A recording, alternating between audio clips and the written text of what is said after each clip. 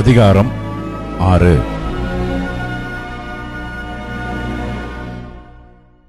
அந்த ராத்திரியிலே ராஜாவுக்கு நித்திரை வராதபடியினால் கால வர்த்தமானங்கள் எழுதியிருக்கிற நடபடி புஸ்தகத்தை கொண்டு வரச் சொன்னான்.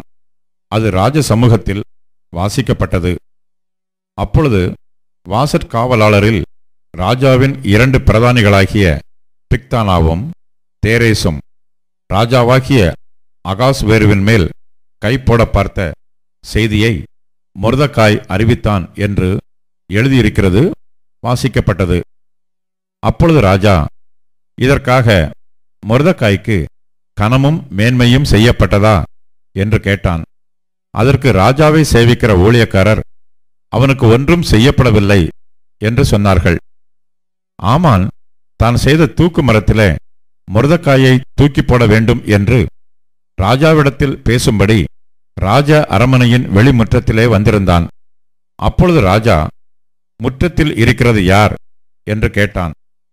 ராஜாவின் ஊழியக்காரர் அவனை நோக்கி, இதோ ஆமான் முற்றத்திலே நிற்கிறான் என்றார்கள்.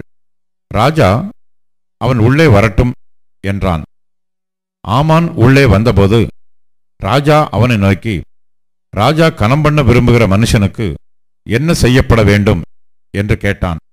அதற்கு ஆமான், என்னை அன்றி யாரை ராஜா கனம் பண்ண விரும்புவார் என்று தன் மனதிலே நினைத்து ராஜாவை நோக்கி, ராஜா கனம் பண்ண விரும்புகிற மனுஷனுக்கு செய்ய வேண்டியது என்னவென்றால், ராஜா உடுத்திக் கொள்ளுகிற ராஜ வஸ்திரமும் ராஜா ஏறுகிற குதிரையும் அவர் சிரசிலே தரிக்கப்படும் ராஜமுடியும் கொண்டு வரப்பட வேண்டும். அந்த வஸ்திரமும் குதிரையும் ராஜாவுடைய பிரதான பிரபுக்களில் ஒருவனுடைய கையிலே கொடுக்கப்பட வேண்டும். ராஜா கனம் பண்ண விரும்புகிற மனுஷனை அலங்கரித்த பின் அவனை குதிரையின் மேல் ஏற்றி நகர வீதியில் உலாவும்படி செய்து, ராஜா கனம் பண்ண விரும்புகிற மனுஷனுக்கு இப்படியே செய்யப்படும் என்று அவனுக்கு முன்பாக கூறப்பட வேண்டும் என்றான். அப்பொழுது ராஜா ஆமானை நோக்கி, சீக்கிரமாய் நீ சொன்னபடி வஸ்திரத்தையும் குதிரையையும் கொண்டு போய் ராஜ அரமனையின் வாசலில் உட்கார்ந்திருக்கிற யூதனாகிய மொர்தெகாய்க்கு அந்த பிரகாரம் செய்.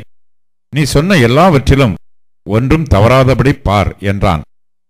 அப்படியே ஆமான் வஸ்திரத்தையும் குதிரையையும் கொண்டு போய் மொர்தெகாயை அலங்கரித்து அவனை குதிரையின் மேல் ஏற்றி நகர வீதியில் உலாவும்படி செய்து, ராஜா கனம் பண்ண விரும்புகிற மனுஷனுக்கு இப்படியே செய்யப்படும் என்று அவனுக்கு முன்பாக கூறினான்.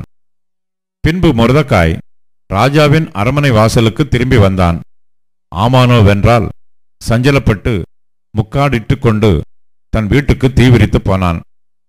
ஆமான் தனக்கு நேரிட்ட எல்லாவற்றையும் தன் மனைவியாகிய சிரேஷுக்கும் தன் சிநேகிதர் எல்லாருக்கும் அறிவித்தபோது அவனுடைய ஆலோசனைக்காரரும் அவன் மனைவியாகிய சிரேஷும் அவனை பார்த்து, மொர்தெகாய்க்கு முன்பாக நீர் தாழ்ந்து போகத் தொடங்கினீர்.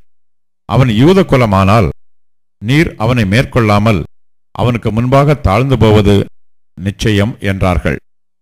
அவர்கள் இப்படி பேசிக் கொண்டிருக்கும் போதே ராஜாவின் பிரதானிகள் வந்து எஸ்தர் செய்த விருந்துக்கு வர ஆமானை துரிதப்படுத்தினார்கள்.